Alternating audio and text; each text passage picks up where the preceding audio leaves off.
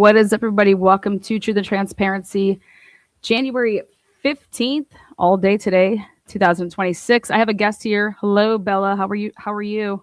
Hi, everybody. How's everyone doing this morning? Are we good? Are you asking me? I'm great. I I'm can hear you. asking So you're chat. Oh, well, that's perfect. We need to be able to hear. good. Oh, shoot. Look at that. Do you have a... hmm Okay. I fixed it. Thank you. This is coverage on the Tepe murder case, live discussion, everything to date. We're going to start back from the beginning. Bela's been alongside with me the entire way. We've been nonstop since. I made a nice little timeline here for us we can share with the viewers here soon. But January basically 1st until today's the 15th. It started making, I guess you could say, even like local news, they were covering it. But on the 30th and 31st, we were actually busy. But then the 1st, I think everybody knows I don't really pay attention to the mainstream media or the news or the local news. Right. I make the news. Making news over here. Speaking of which, you're trending? The channel's trending? Yeah, I guess so. I got a notification today. I got an email. We're trending. Yeah, 121 in I the think it's genre. In the Whatever true that crime genre. I think it has a lot to do with the host, with the mods, and with the members and subs. I agree. You guys are amazing. A lot of brains in here. So she started covering this. I went to the house first to get some film of the area. We had actually seen Plunder. Plunder did a video. She's amazing. Paula's amazing. Yep, we cannot Love say her. enough good things about Paula. She busts her butt.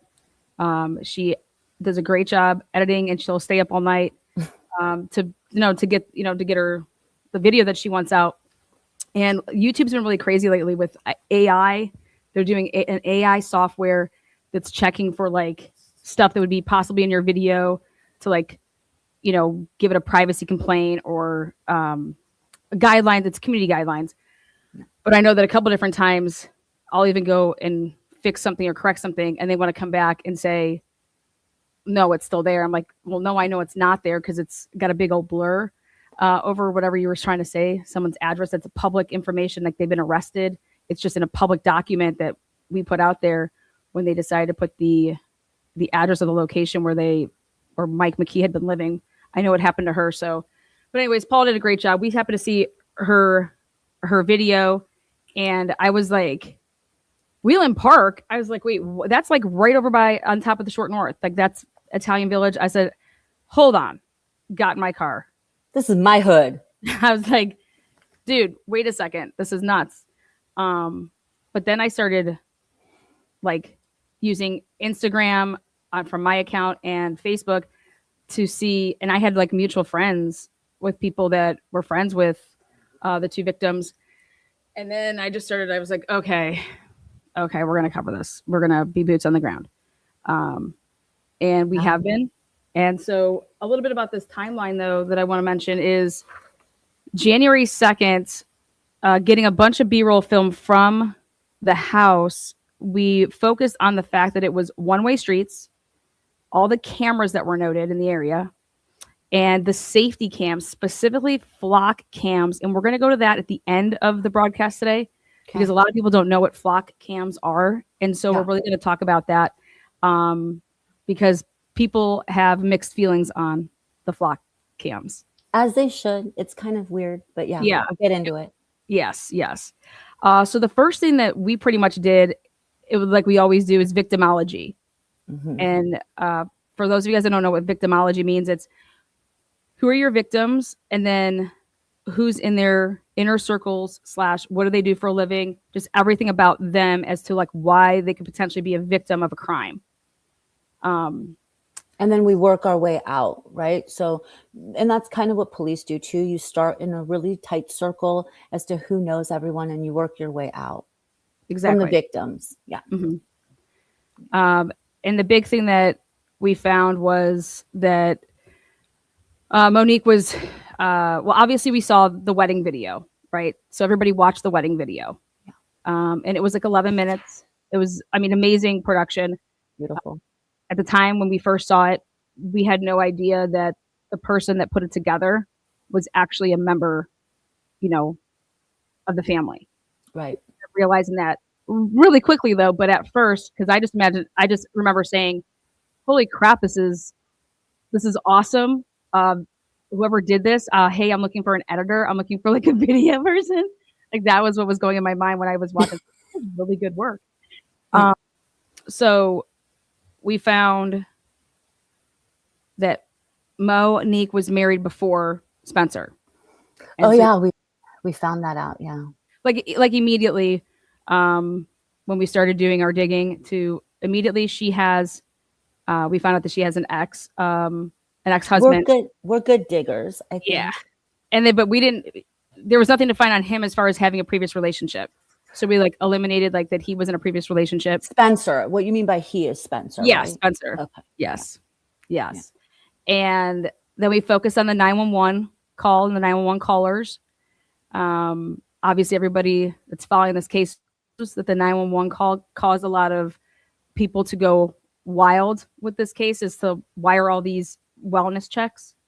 And why so early? Didn't it feel kind of like a Nicole Atkinson? If you guys know the Watts case, everyone kind of questioned like Nicole Atkinson. So people were putting that out. But this was a different scenario because Spencer was a dentist. That's a doctor. They're not late. And these are coworkers that know his schedule. So when they're saying, and I think that was the problem, is that wasn't said in the 911 call. The wellness call that went out, as well as two little children. Like those was like the two key things, is like to really hit home with the dispatch to say, this isn't like a Walmart greeter, okay, that just didn't come today because they were sick and didn't do a no call, no show. Right. This is a dentist. He's running the office, and he has two small children, and we can't get a hold of anyone. Those are triggering words for the police department to act. I even think more so like, okay, and he has to drive an hour and 30 minutes to get to work. That's really big part of the story. And people don't know, like for doctors, being on time is being late. So if they're calling in and the dispatchers, I understand they're doing their job. They get calls like this all the time. A lot of them just amount to nothing. But when they're frantically calling saying this isn't like him, I don't know. I mean, they did take it serious. Credit to Columbus Police Department. They did get out there.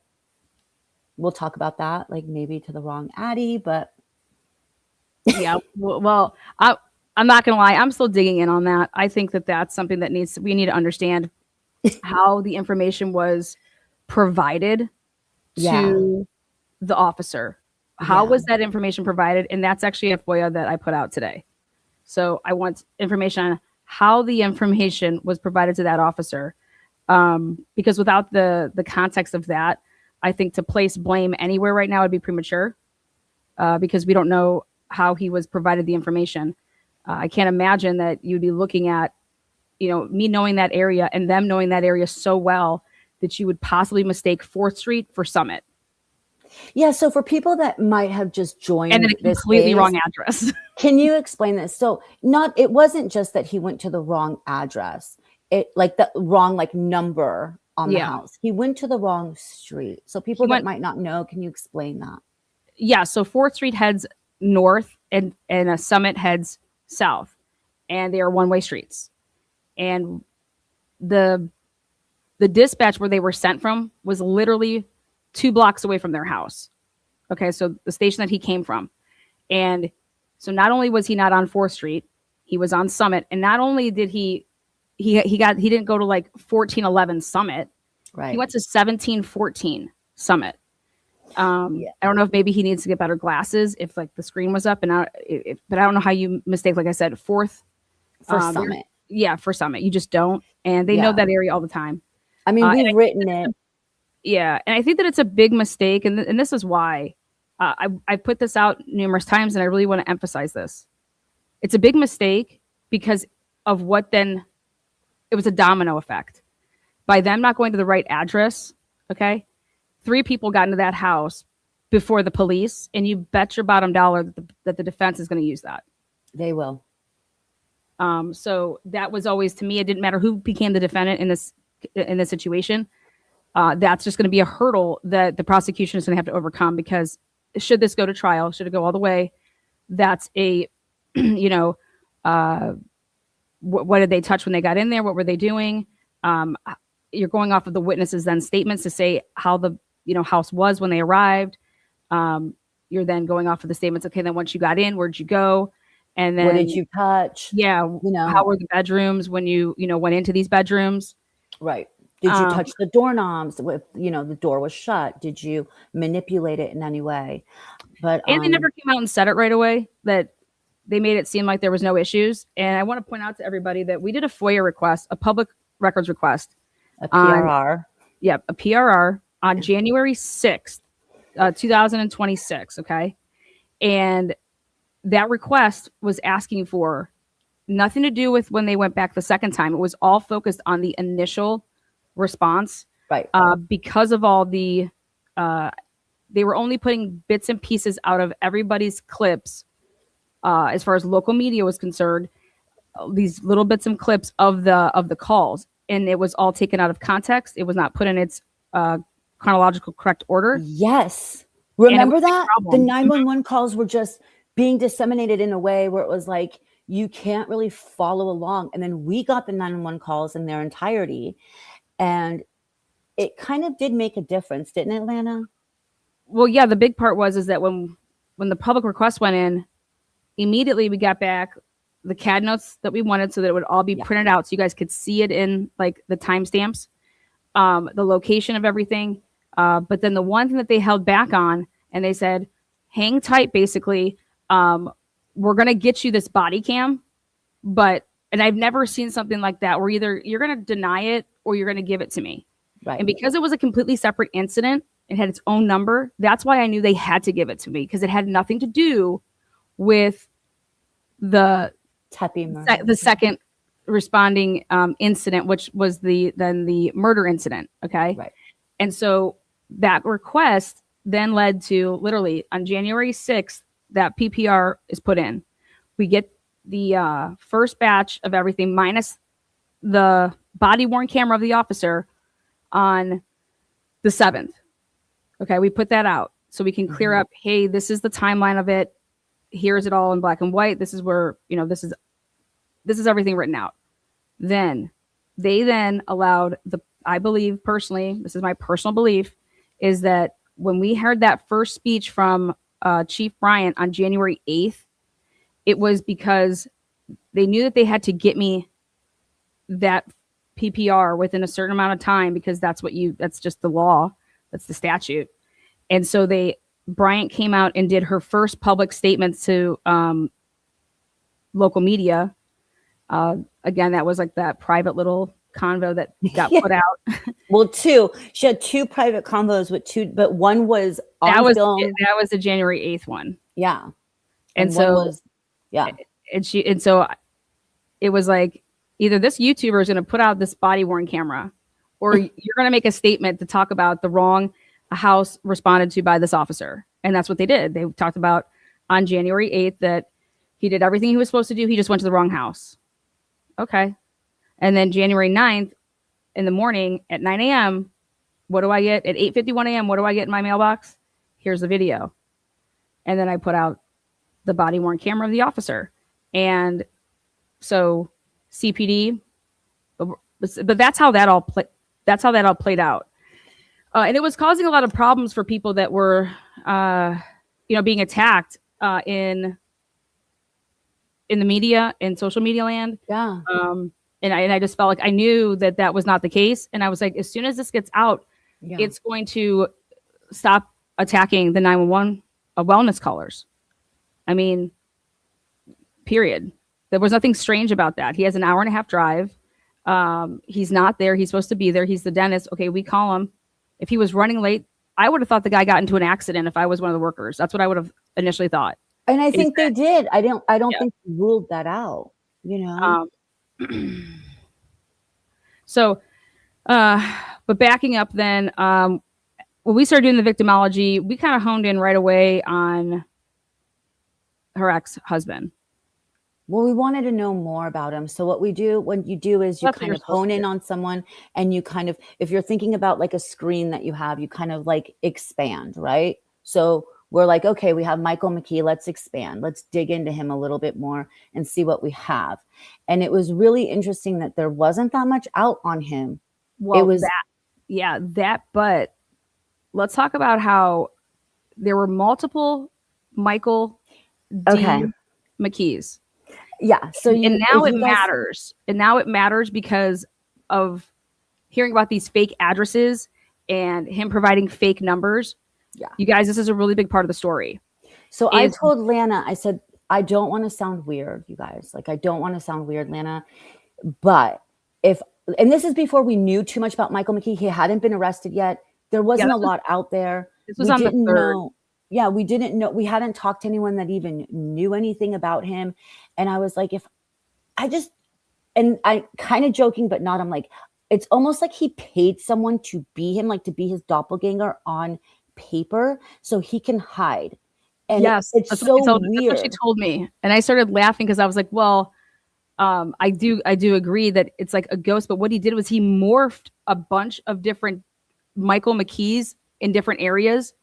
And I swear, I think he was looking people up with the same name and like attempting to like, because if you were to do like a background check on him, you were getting other people's information attached to his information. It was bizarre. It was something that was crazy. yeah, and it was just And flooded with social media. Like he didn't have social media accounts, and I'm like, why are all of these social media accounts being attributed to him? Why are all of these? You guys, it was bad. It was like, so you don't understand when people are like, how could you guys say that this was the same person? We're not talking about Michael L. McKee. Yeah, We're talking about we're not Michael David McKee. Yeah. We did our due diligence and we we knew and something was weird. this. We just knew something was weird about it. He's a surgeon. Okay, let's say not everyone wants to have social media, but if you're a surgeon, you're usually like loud and proud about it, or just like your stars that you get and like reviews that you get. People want to be able to find you and access you. He's not, it wasn't able to be found. And this is, again, before we knew anything about him, before we knew about his personality. And we're also kind of doing this victimology on him as well. Like, who is this dude? What's his psychology like? And I swear, like, if you guys saw the paperwork we saw, you would have thought he married Heidi, who became Hetty, who became. Well, there was just a lot about it. There was a lot of addresses that were overlapping with other people that had the same name as him. But anyway, so moving on from that, we can, we're looking into the people that were calling 911. We're looking into if either one of them had an ex. We're looking into where they worked. Okay, if anything significant would have happened in their lives over the past, 30 days. But then the big thing that we go to after that is this timeline of them, because it's like, why December 30th? Because we started hearing things like they love to entertain. They're always entertaining. It was right after the holidays. So where do they go for the holidays? How did this person know they would be home? Whoever did this? Because it's mixed with the whole no forced entry. Okay. No forced entry. And I think that's a little misleading due to the fact that the police were not the first people to respond to this situation. And so they're not going to be able to say that. They truly cannot give that. Like, wouldn't you consider forced entry if you pick the lock? I think that's 100% entry, right? Okay, 100%. But is there going to be a big busted out window or door? No, but that's still forced entry. Well, there's a lot that hasn't come out, right? Yeah, and it will. It'll start. Yeah, and you guys have to understand, like, how if you guys are fans of true crime for however long, if you're new to it, or back in the day before we had all these like channels on YouTube, we usually covered cases that were old, that were like, okay, we're looking at Ted Bundy or we're looking at the Manson murders. Now, most of the cases that we follow are very fluid. So they're happening in real time. And it's exciting in a way that we get to do it at the same time all together and kind of investigate our own way and look into it. but there'll be mistakes and there'll be guesses, and it's fine to do that, to make your guesses. And if you're wrong, be like, oh my God, I was so wrong. I totally thought it was like the cousin, and it ends up being the ex-husband. But I think, Lana, you and I kind of honed in on the ex-husband, not to like from the beginning, but he needed to be located, because then it comes to the point, because I want to work in this timeline of so let me get to the part of December like 3rd and or January 3rd and 4th. Yeah. And like I said earlier, it's, hey, holy crap. Rob and his family and Spencer, they're all from Cincinnati. That's where I went to school. Okay. You see, baby, I'm a Bearcat. You don't understand. Once a Bearcat, always a Bearcat. She bleeds red and black. Isn't that true? Yes. That's what Shelley says. I do. Yeah. And like I said, started looking, and I was just like, oh my gosh, like we got to help this family, man. Like we're here, like we can totally help this family. And if there's anything that we can do, so like start thinking outside the box, because if it's no forced entry, how did somebody get into that house? We went to the area multiple times. I know that area really, really well. There's cameras for days. Like what the heck? And also if their travel schedule and they're having people over, how did anybody know that they would be able to go in there on December 29th going to the 30th, and that who was going to be in there? And they also have a dog. Okay. And that the two small children were unharmed. Okay. Right. And it's just like, so we started, we provided tips beginning on, I provided tip right off the rip. I think it was December or January 2nd. I just wanted to make sure they had all the addresses with the Ring cameras and where everything was located. You went down there, you got all the you scoped out the area, got all the cameras. That one camera with interesting with the light that was shining onto the camera. And then Yeah.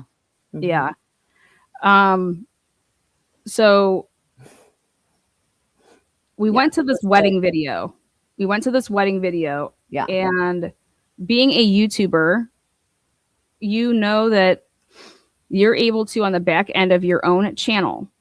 So when we found out that Rob was the owner of that wedding video, okay,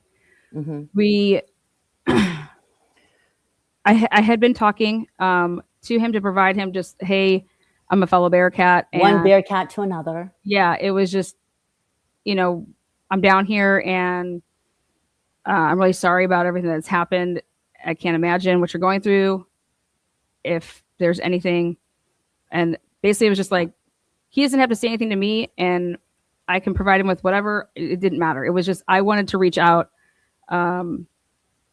because I just feel like if I was in that situation and somebody wanted to help and they could, and it's just like, I would want that, And I feel like Rob is, I didn't even know he was getting flack online. And I find that crazy, because you're damned if you don't do, you're damned if you don't, right? So people are like, oh, he's talking too much. Listen, the family needed a spokesperson. He has a background in journalism. He was doing the best job and I think he did it more phenomenal than as a PR, as a public relations person that has worked with the biggest celebrities in Hollywood. I will tell you what he did. You can't buy what he did at all. And he's a very empathetic person. He actually, what he's saying, you can see it all written all over his face.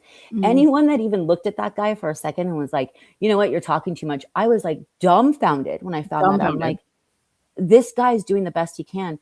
They have interments. They have funerals to prepare for. They're grieving as a family. They lost 2 family members. They're dealing with 2 kids. Yeah, it's not just one person. It's 2. And like, to not have the empathy to say, listen, you guys, this is what he's doing is amazing. The burden he took on his shoulders, and he'll probably tell you, it didn't feel like a burden. I was just doing what I could.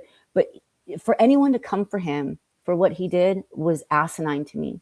Wild. He handled it with grace. And so Lana, so what but also think about this, guys. You don't know how many people were probably contacting him.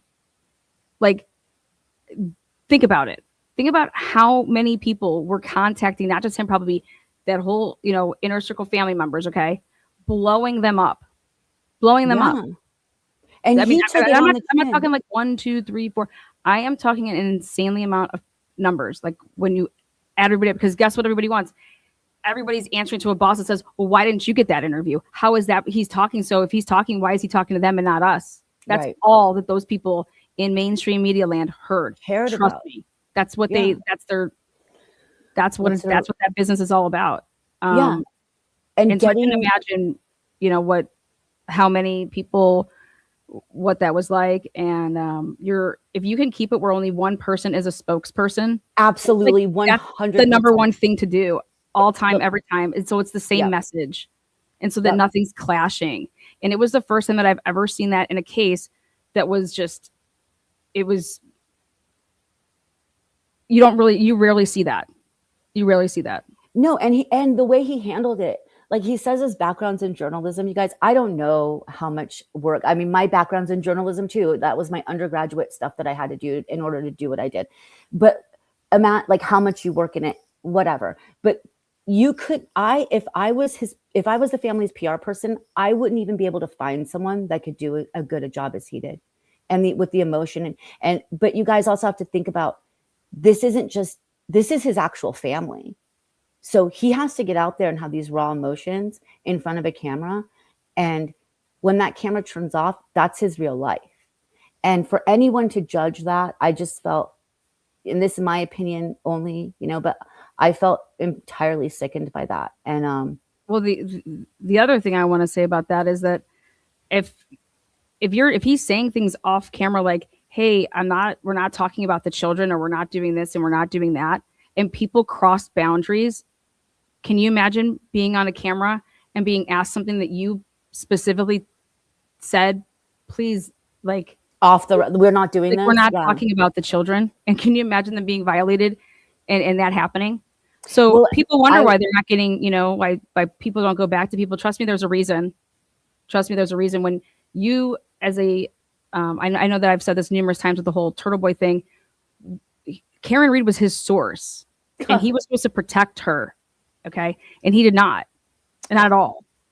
And if Rob's, it's a trust thing. When somebody is willing to open up to you and believe that you're not going to do something out of pocket, and you do, I mean, why would you do that? That says way more to me about the other person than it would ever say about Rob and however he would react to something. Yeah. And then I think you owe it to the person, if you did interview them, to be the person that corrects something that would be, like, so that's just, it is what it is. Moving on though to, so we had him look at his analytics. Yeah. Yeah. So, so you want to take us back? It was a mix of it. It was a mix of it where it was like, okay, to think outside the box, right? Let's say, for example, people that were part of the family or even friends were like, hey, you need to look into this Michael McKee guy, her ex. You don't understand. Monique said X, Y, and Z. Okay, that's great. Awesome. Right. But the police, everybody knows that in order to get search warrants, in order to do all of these things, you can't just violate your rights. You have to have probable cause. Organically build your case, and it all centers around probable cause. Right. So the thought process over here was, hey, there had to be a trigger, right? Oh my God, we're still, yes. Potentially there had to be a trigger. I mean, why wait 9 years, right? Like what? Oh, there's a trigger. Trigger this. We're going to find out what that trigger is, but that's a fun thing to guess out. What's the trigger? That was what we, we're like, okay, the wedding video. Who had watched the wedding video before December 30th? And then who also, if he didn't do this himself, because for like example, the Shanna Gardner case, they're saying that they hired a hitman. Okay, so if he didn't do this, who would be Googling their names prior to maybe get information on them, things like that we were talking about. And so what we went ahead and did is we were, let's type in their names and look at the Google Analytics. Well, we looked at, can I take them back to that time? So we're sitting in bed, right? And I'm bringing up the Google Trends and the analytics, and you guys, again, we don't know anything about Michael McKee. We know we know he's a vascular surgeon. We know obviously that means he's very studious. But we know some towns he's lived in. And so we're pumping these in to the analytics. And if no one's done Google Trends, you can kind of hone in. You can say, you put in a name and it'll say, let's say it happened in Ohio. Then you go to Ohio, you go, let's look at Zanesville, for instance, or Columbus, and see what days these were pulled up on that day. Like, were their names researched is what that means. It's like if their names being web researched. Like did someone that term Googles come up? it. Like did that term come up? And Monique Tepe and Monique with her maiden name. They're very, it's not like you're not typing in Matt Smith. Okay? Right. Like, so we're looking at this, we're looking at the data, and I just want to take you guys to this. We're in bed. I don't even know what time in the morning we're doing this. And I have my laptop out. Lana has her cell phone out. We're just sitting there working like we normally do. And we're putting in the cities that we know are associated with Michael McKee. And we're seeing hits. And it gave me chills, like obviously before the 30th. And we're going back a week, we're going back a month, and we're seeing very specific hits in cities that Michael is from. That there'd be no reason. Listen, Las Vegas. Well, we also didn't know, like, I mean, it could be from anything. Okay. It could have. It was just like, wow, this is interesting. Like, I'm just saying, it brought me to tears. It was very like, it's like, why would those names be Google searched in those different areas? And they linked back to places that he's ever been residing. Right. Because we didn't know where he was at the time. All we knew is these are his potentials of where he could potentially be located, which was, specifically Las Vegas, Los Angeles, Rockport, and Illinois. And then we went even more specific with, okay, here are these states. Let's go into these cities. Let's go to the cities. Yeah. So, it was bad. But then I want to correct something that was said, that Jennifer Coffindaffer said on Ashley Banfield. I think it's really important. This is work Lana and I did, and Jennifer Coffindaffer probably knows this, but I heard her say that, Michael McKee was looked up prior to the murders, or like, no, I'm sorry. I think she said, actually she didn't. That's the whole problem. She didn't say the date. And Jennifer, you might want to get with us on that, because I heard Ashley say nobody knew about Michael McKee early on when this investigation was going on. No, Lana and I did. So when we Googled his name to look back in the analytics, he hadn't been looking himself up. And so I'd like to know the date that Jennifer Coffindaffer did that, because that was us. We were looking him up. So I'd like to know the date she did that, because she apparently did it a week after we did it. She should have just used our data, because I think it was more precise. It's more precise to look at it early on than a week later, knowing that we did the work. But I'd like to just make that clear. It just was annoying. Like, we already did the work, Jennifer. Like, just but they know it. They know they watch this channel. I know they watch this channel. Like, I know their producers watch this channel. I'm not a moron. It's just like, do what you do. Give credit where credit's due. That's fine. No, that's the thing. Do what you do. I'm gonna keep doing me, and I always say the cream rises to the top. So yeah, so let's go back to so then Rob, so we're doing all this with Google. Okay, so this is everything. But when you have, like Lana was saying, when you have a channel, we can look up channel analytics, but we can't dig deep on other people's channels. When it's your channel, Lana, tell us what you can do on your channel. Well, you can do a lot there, Bella, but we'll just keep it to this little thing here, is that hey, go back and check how many views your video. So click on your video. So if you click on the video that you want to look at, let's break it on down as what type of views were you getting before December 29th? Okay. And then how many views did you get? You can even go into, this is how I caught people buying subs, by the way. If you know, you know.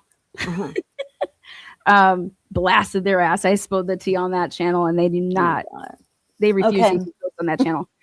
But go back and take a look, and then we can narrow down to literally when is this video being viewed and how often is somebody obsessing over this video, how many views were there, and let's get it down to where I think, hey, I think go tell the police, Rob, that you want them to pull all of your analytics on the back end, and that don't let them have a search. Don't make them have a search warrant to do it. Say, hey, I know that you can do X, Y, and Z. It's my channel. From the back end, I get to see this. Okay. And what it's showing me is this is how many views I had on this day, on this day, on this day. This is how many subscribers I got on this day, on this day, and this day. And then where is it happening? Let's see what the IP addresses are. Let's see if we can see before the 30th who got and found that video, and if because the dates of the Google searches of the names of Monique and Spencer, those were very, very interesting dates, and they were in December of 2025, and they were before, obviously, December 30th, 2025. Right. So is there any correlation here, and could you use it to create potential probable cause to get into those, like that channel, whoever viewed it, because you considered a channel, whatever subscriber or everyone has it. You all have channels. Yeah. Can you generate some information on the back end there that would lead, maybe the person was watching the video and they were actually watching it from Columbus when they were watching it. Right. And outside the house or in the area. But then when you go and look at who the owner is of the channel that was watching that video, the Gmail account associated with it, you then start seeing, holy shit, this belongs to so-and-so, or, things like that. But the digital paper trail with metadata, it's very similar to like phones, So we also told him, though, could you get to somebody this way and expedite the process? We said, listen, don't rely, because he's also a videographer. So we said, don't rely just on the police to do this properly. Get it on, do it yourself. Save the data. Get it on tape of you doing it, because God forbid, like the police take an extra couple of days and you lose some data. We knew that when we were doing the analytics for the Google Trends, that if we waited a day to look at the trends, we lost some really good data. And I mean, the police can do 10 times more than we can, you guys. We're limited as to what we can do. I wish I had their resources. Exactly. And you know what? My retired the elite detective friend always tells me that, like, imagine. I'm like, yes, imagine. Oh, funny you would say that. Imagine what I could do if I had police resources. But we told him, don't just rely on the police, like make sure, because this is Lana and I felt that this was incredibly valuable data. Like I said, it brought chills. Like Lana, tell them, like, I was literally first of all, I'm going to vomit. Second of all, like it brought me to tears. Well, and the times were interesting too. Yeah. So the places, it was just, you guys. Yeah. So if he doesn't plea out, this will all come to light. If Michael McKee doesn't plea out, I think this was invaluable. I think that our work was invaluable, 100%. And I think that our instincts to tell Rob to save certain things and the work that we did at the time that we did it was invaluable to the case. Absolutely. Yeah, 1,000%. And we stayed behind the scenes to do it, and we wanted to just get the information to the right people, the people that mattered for them to have, to solve the case instead of making it content. It can be content, or twisting it. Yeah, to put it out there after the fact. And we did that. So it's like how did we get to this moment, December 30th to January 15th, and this is our journey with the case to this date. It's nice to document it and to explain things and to be as transparent as possible. I mean, this channel's name is Truth and Transparency for a reason. I said I would never have a YouTube channel, and I had to do it because I wanted to promote a nonprofit. And I was like, you know what? Like, F it. I'm going to put to shame the people that know what they do out there and how they do it, and I'm going to expose anybody that's going to try to have a channel that's spinning and making shit up and making fake sources and anything like that. Or using I'll put data. my brain and Bella's brain up against anybody in the nation when it comes to how we do things and what we do. So that's hands down. Like, Same. no questions asked. Like, who would I ever want to play the game Survivor with? Bella. We'll get off that island. We would. Ship's going down. No, it ain't. Yeah. So when we play games, you guys, like out here, like real games, like with other people, we are never allowed to be on the same team. Oh God, no. We can't be on the same team. No, and then it's the shit talking for like, you do not, if you lose, you hear about it every time until you play that game again. So you're like, dude, we're playing Yahtzee right now. Let's go. Like, come on. Lana, why didn't you go for your sixes there? Excuse me, I'm rolling the dice the way that I want to roll these dice.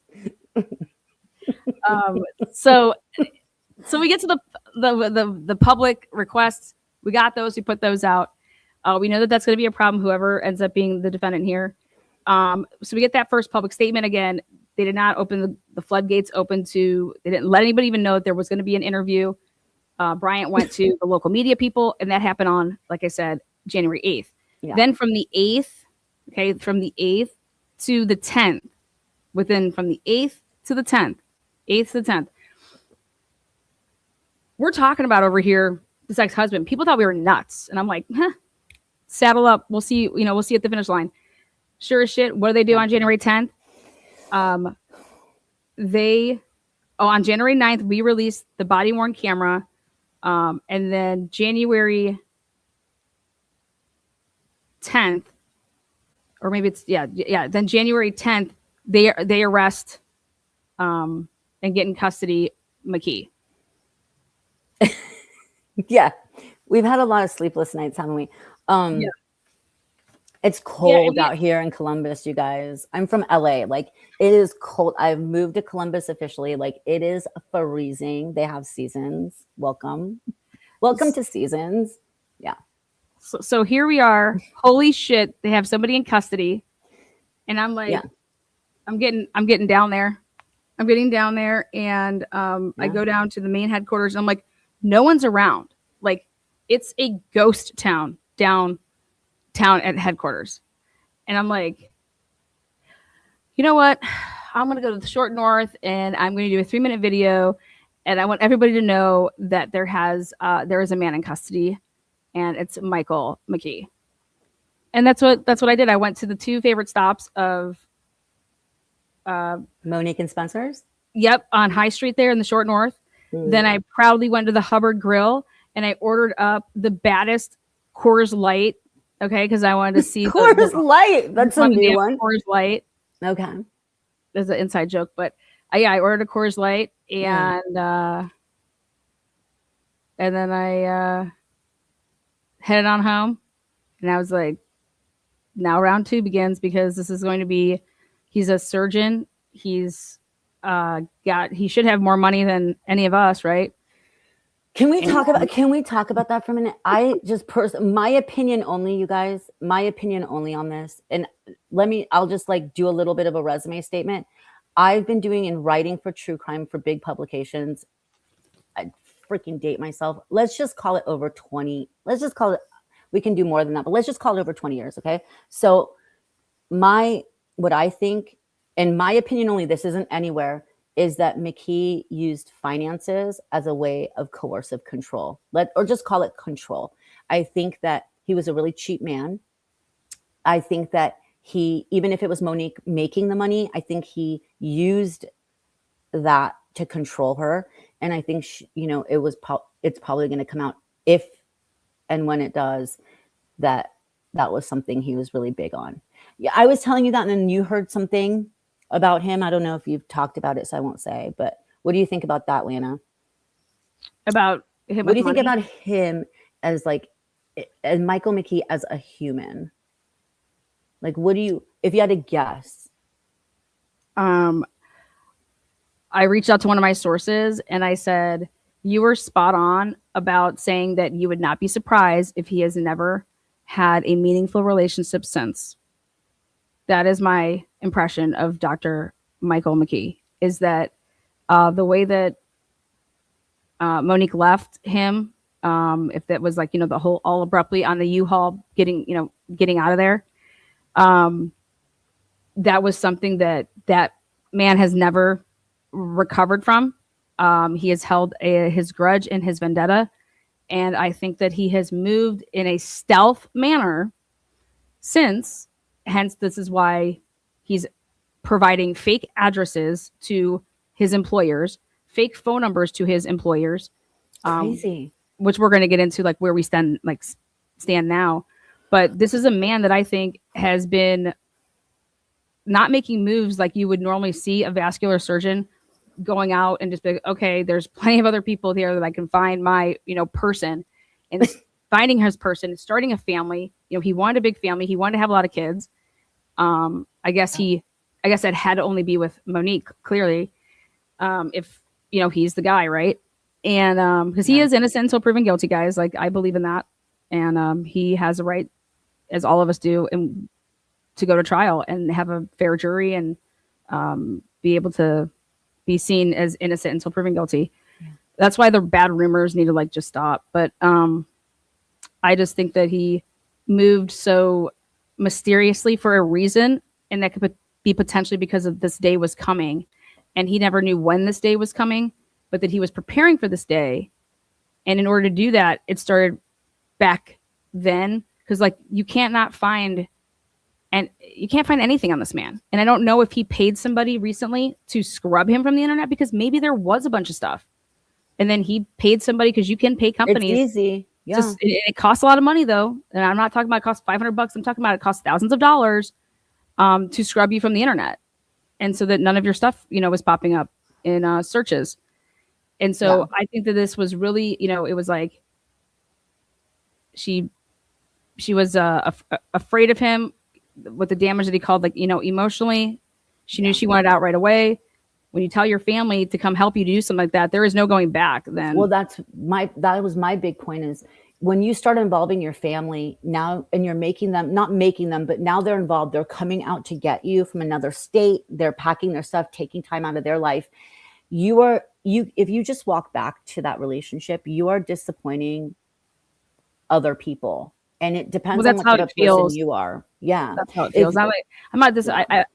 That's just how people could feel. But if you're an empathetic person, you'd be like, so it's a serious thing when you tell your family, look, I need to get out of this relationship. Enough is enough. And I need I tried and help. I just can't do it. I need help, because it says something that when someone leaves in that manner, it definitely says something. And it shows the closeness too that she has with her family, that she can tell them and that they're going to be there and help her. And so that brings me now to Mike and his family. And I think that everybody should look back and say, for example, one of my sources from Zanesville. Yep. I have no problem saying Zanesville. Okay. Whether they still live there now, but they went to school with him. All the families there, it's nice and small. People know each other. And you can put this one down in the books that they were doing a 15-year reunion. Okay, so he graduates high school in 2005. High school reunion? Yeah, 15-year high school reunion. Mm-hmm. So if you graduate in 2005, okay, and you add 15 years, it's 2020. But guess what? During 2020, nobody was doing the high school reunions because of COVID. You weren't gathering. So that happened to us, and we had to push back our reunion to 2 years after the fact. Okay. 2 years. Wow. Yeah. Okay. We did it in 2022. We did one of our reunions in 2022. Okay. Our 20th was supposed to be in 2020. And so anyways, his own dad. Okay. So they're trying Michael's dad. They're trying to find Michael. Nobody's heard from him in years. Then they go to a board meeting. These guys that knew Michael and were friends with him back in the day from high school, and you just call friends, buddies, hang out, whatever you want to call them, acquaintances. Boys. but it was actually Mike McKee's dad at this board meeting that saw the buddies of Mike and said, hey, can you help me? Okay. Find Mike. And this wasn't in 2022. So they had their 15-year reunion. They couldn't find him. So they had that in 2022. And then just recently, as in this past summer, at a board meeting, Mike McKee's dad, James, asked buddies that he ran into and said, hey, can you help me find Mike? And I said, holy shit. Ready for this? I think that's because I think there was phone calls back in the summer that people were trying to get in touch with Mike for this whole malpractice thing. 100%. Yes. And so that's where when you get more of the pieces of the puzzle and you're putting things in context, what I believe that was all about in the summer for his dad saying, hey, can you help me locate Mike? Like his own family can't get in touch with him, and looking now at this malpractice lawsuit that was filed in 2024 in May, but really started getting movement to try to get this man served because nobody can get this man served, right? Did it lead to calling? If you actually look it up and you have a decent digger, you're going to be able to go and say, okay, Zanesville, let's give some calls over here and call some family and see if we can get in touch with them that way. And that's what I think his dad was referring to. And you know what else? When we were talking earlier about when I said not to be weird, but it's almost like he like paid for someone to be his like doppelganger on paper. The other really bizarre thing between all these Michael David McKees is the one, their mothers have the same name. Both of their mothers have the same name. Like it's just it was a wild, man. And people were asking in chat. So I had a source who told me about the adoption of Michael, and that's where I'll leave it. Oh, do you guys want to know about the background for that? I'll give you guys the. But clearly, I put that out there how long ago, and it's true. But right? I need to tell everybody. I need to brag about you 1 second. So thanks. She's like, all right, you can talk now. Okay, so Lana says to me, so we're like deep covering this case, and like we just obviously like imagine us. We always like have banter about stuff back and forth. If you guys could be a fly on the wall. But anyway, so she says, dude, I think that this guy was adopted. And I'm like, what makes you think this guy was adopted? She's like, I don't know, just my gut. And I'm like, okay, whatever, your gut. Like, and then it turns out I was like, what, you weirdo? You're so weird. Like, what the hell? Like, yeah. I mean, sometimes she does have like these premonitions. Do not, you need to delete this part because I now talk about not living something down. I'm never living this down. It was a one-off, Lana. Like, don't get your head all big. Like, but it's not a one-off. It's not a one-off. Just cover your ears. So it was, it was really impressive. Actually, I was like, how the hell did you do that? That's so weird. Yeah. That's the behind. I'll tell you why. Okay. Mm-hmm. I'll be honest. Mm-hmm. Because I was like, there's so little on this man who is supposed to be some doctor surgeon guy, right? And because there's so little on him and only child and his parents were a lot older, okay, I was like, dude, this would have made his mom have a kid at this age. I was like, I think he might be adopted.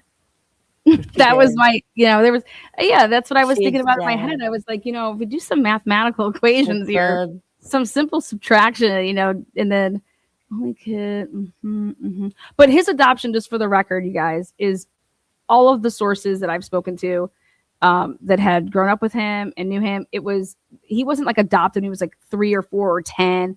I mean, this was a planned adoption, and he's only ever known his mom and dad. That's it, So people out there saying abandonment issues, that was never mentioned by any of my sources, never, not once. And he knew that he was adopted, and people knew that. So it wasn't like a hush thing or that he just found out and, oh my God, it made, set him in some wild, crazy. No. None of that's the case. But if you guys want to talk about, and again, obviously I'm not a psychiatrist. I haven't diagnosed him. I'm not even a psychiatrist. I can play one on TV. But if abandonment issues don't just also pop up just because of like adoption. It's not an automatic thing. So that's a weird thing to assume. But if we're talking about that he's a narcissist, let's just guess there's some things that point to him being a narcissist. With cluster B personality disorders, a lot of times it's like a Venn diagram and there's 4 of them. And one of them is borderline personality disorder. And if he had, and again, not diagnosing him, but if he had a touch of even borderline personality disorder, part of that, there is abandonment issues with that. And but doesn't mean it came from him being adopted. Yeah, who knows what could have caused it? Who knows if he even has it? But there was definitely a trigger here.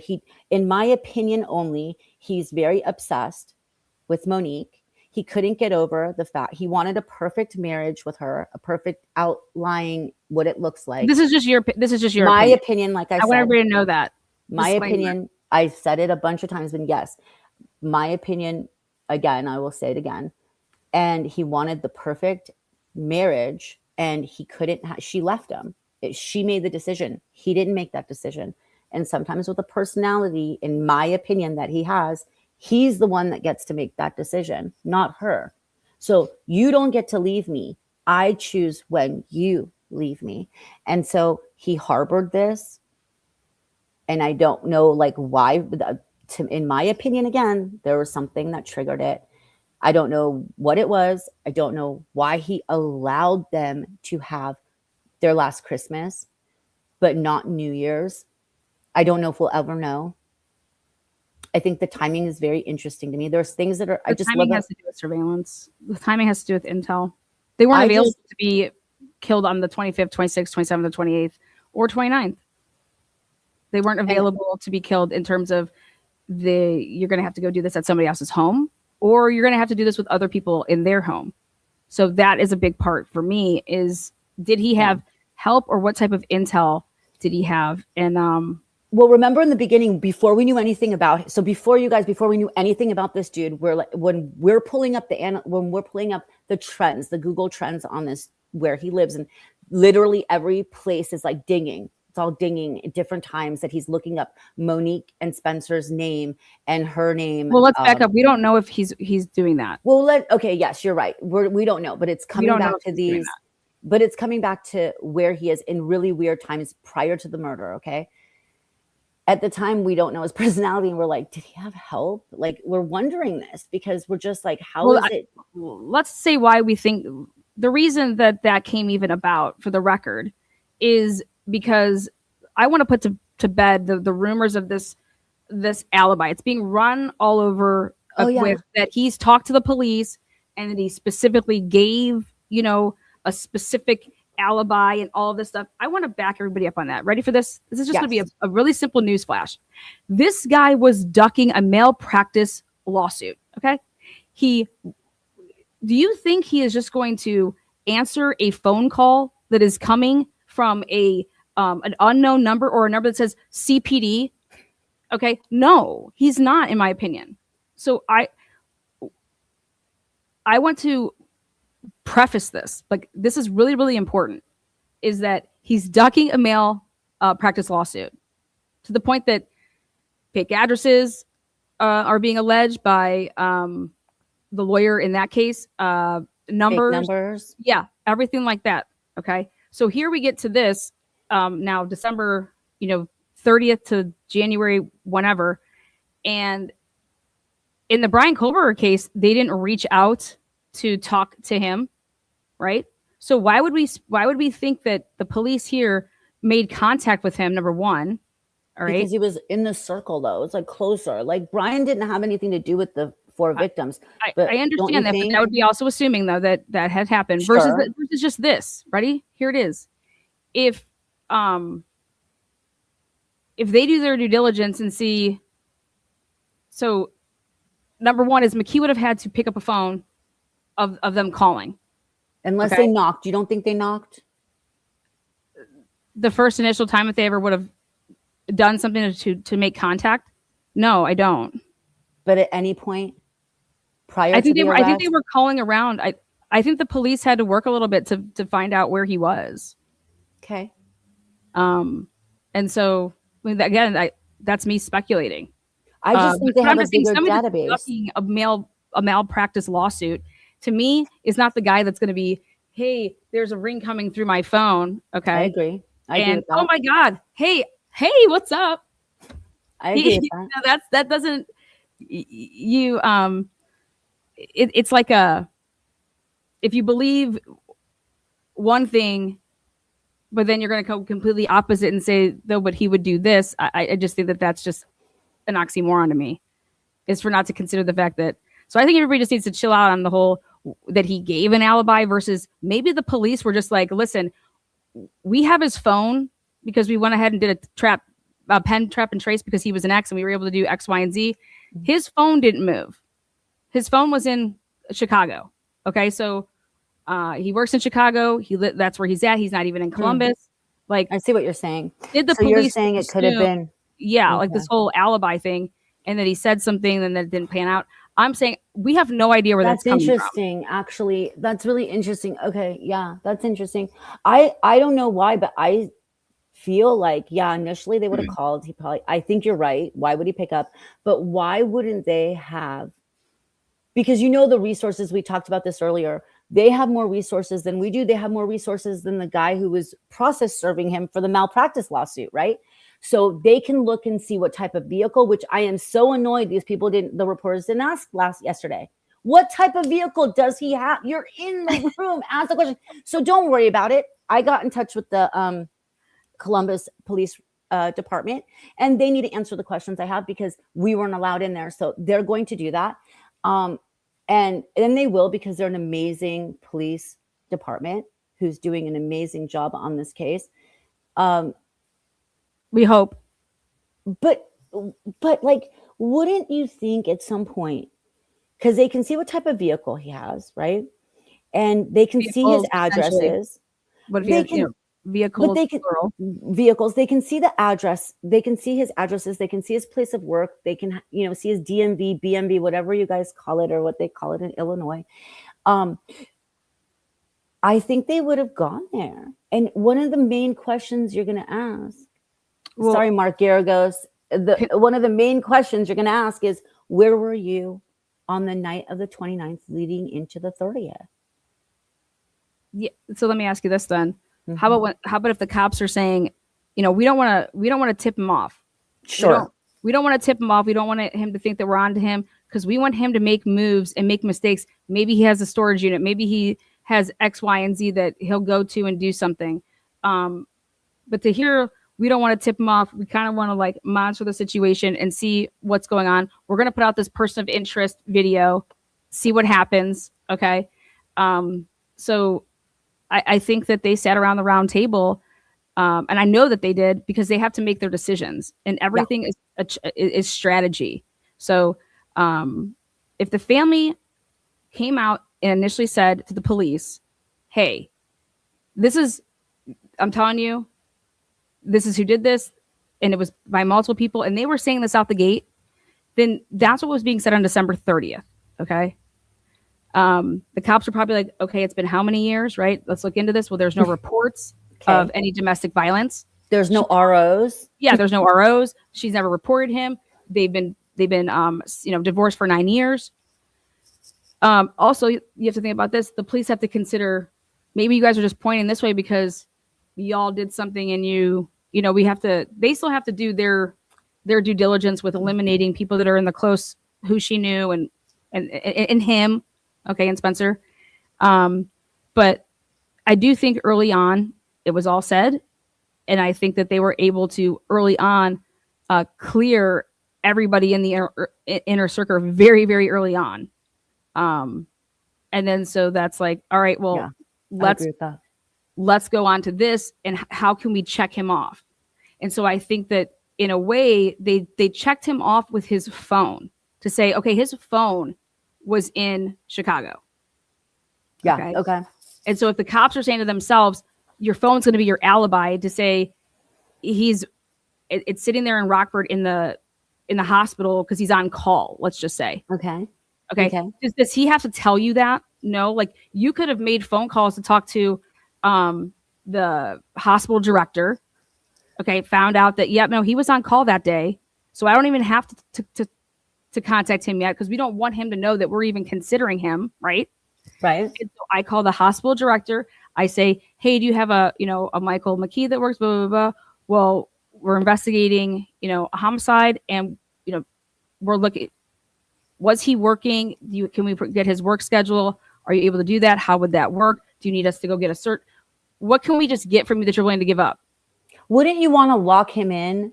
Wouldn't you want to lock him into a story? Get him to say he wasn't in Columbus. Absolutely. Especially if I have surveillance of dude in Columbus. Let me get you to say you weren't in. Let me talk to you a minute. What they would be making at the round table of how are we going to approach this? And I think a simple way would be, well, first of all, if we call him, we have to get him to answer. Then if we leave a message saying that we're CPD, has he even heard? So I would be saying, hey, we're so-and-so. Have you heard your ex-wife has been murdered? And like the email you sent? Yeah, we're just calling around, and we know that you guys Lana writes this email. We have the paperwork, so we're just asking where people were. It looks like you were in Chicago. You worked there. You live there. And then if he's just like, yep, I was working. Actually, when was this? Yeah, I was on call. You're locked in. Hospital. Okay. You are locked into a story now. Right there. That's your car. Yeah. And I have you on surveillance, you weirdo. I have you like being a creeper. But if you guys are just joining us and you haven't heard about this tidbit, it's kind of hilarious. So I'll give you guys a behind the scenes again. I mean, what else am I here for, right? So Lana writes, so Lana will like put things through. That's not actually true. I want to talk about the preliminary results on the weapon R match. We're going to talk about the keywords that she used in that. We're going to get to that. We're going to get to that. So Lana writes this email to Michael McKee. This is before he's arrested. And Lana will vet things through me and be like, I'm doing this. And sometimes like 50, I don't even know the percentage. Sometimes she'll listen. Sometimes she'll be like, whatever. Sometimes I'll just tell her whatever. So she just does whatever. She does the opposite. So she's like, this will get his attention. And she reads it to me and I'm like, yeah, I guess it will. She's like, did you know that your ex-wife's, been murdered? And that wouldn't get his attention, but the second part. But do you want to tell them instead of me? And so then she's like, and is it true that you were married to a guy? And like 3 weeks. And is it true 3 weeks after your divorce was finalized? 2 weeks married after, a man. and a day after your birthday. And because like we're like looking at these dates, we're like, oh my God, again, Michael D. McKee from Columbus, around the same age, same mother's name. Okay, we're not talking about a different like initial, and like, dude, come on, in the same county, like everything. Yeah. So anyways, I thought that was funny. That was she's like, this will get his attention. I'm like, yeah, it certainly will. And did he write back? No, I think he was arrested shortly after. No, that was sent on January 4th or 5th, and he was arrested on the 10th. He didn't have time to think about it. But it probably ate him up. Yeah. And you did say from Truth and Transparency. So after January 4th, if he wasn't before, he started watching this channel. Yeah, like, I did. I put it on there. I put my name and the channel's name. And so if he was to then look it up, I mean, think about it, innocent or guilty, you get an email like that, you want to know who the hell this person is, right? I would. Everyone and there's nothing sinister about that. So can you imagine if you Google Truth and Transparency and pops up like his mug just on a all the people in chat on every smarty in chat would do the same thing. You would be like checking out that channel, being like, who the hell sent me this? Yeah, innocent or guilty. Like, I need to check this channel out. Because there's nothing wrong with that. Like, I would think that if you didn't, it would actually be weird. But we'll find out. We'll find out if that surfaces in Discovery. Who knows? Maybe the letter emails sent him. Maybe it triggered him to, I don't know, confess. Not confess, because he didn't confess. I know. Maybe he was like, maybe I need to go to my storage unit and go get all the material I need and be disposing of this, of anything of this crime. Who knows? He starts bleaching out his car. They're like getting him on. He's just like, gunshot residue on my hands. Got to get that off. Yeah. Who knows? Let's talk about this. The NIBIN. Let's talk about the NIBIN talk. Okay? Let's talk about the NIBIN. So we're gonna switch gears now to. I need my notes for after the NIBIN. arrest of Michael McKee. Obviously, he needs to be extradited. And so the first part I want to talk about is why he has not been extradited yet. And I'm going to tell you my theory as to why. Okay. And then we're going to talk about the press conference and the NIBIN and the weapon that is used as a term of that it linked. So we're going to get into that. Yeah. We're going to shift gears here because he's been arrested. And it's like, okay, well, we know where do we go now? Well, extradition. We were expecting, maybe it's just because of the Brian Kohlberger case, that hey, it's going to happen, same day, next day at the very least. I mean, come on, it can't be more than 48 hours, right? We looked up all the flight plans for all the planes that all fly, their tail numbers, all the tail numbers in Ohio. Got all their numbers, got all their tail numbers for every plane that the police use out here. But there could be marshals involved, and I think why didn't they ask? Why didn't these? Yeah, when we found out yesterday that the ATF, we kind of suspected that the ATF was going to be involved due to it being a gun that was the weapon, casings being allegedly left behind. That's what we know of right now. So, anyways, well, boom, this extradition hasn't happened yet, and I'm going to tell you why I believe you this. Tell us your idea. I'll tell you my idea. Go ahead.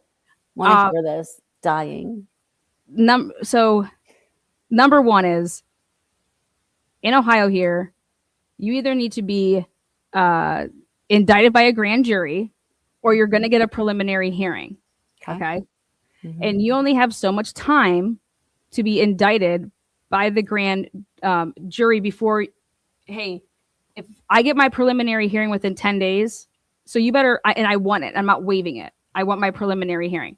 So if you remember when yesterday or whatever the day was for the, what was it, on Monday, they did the extradition hearing, and the lawyer that he had present there said that they want this to be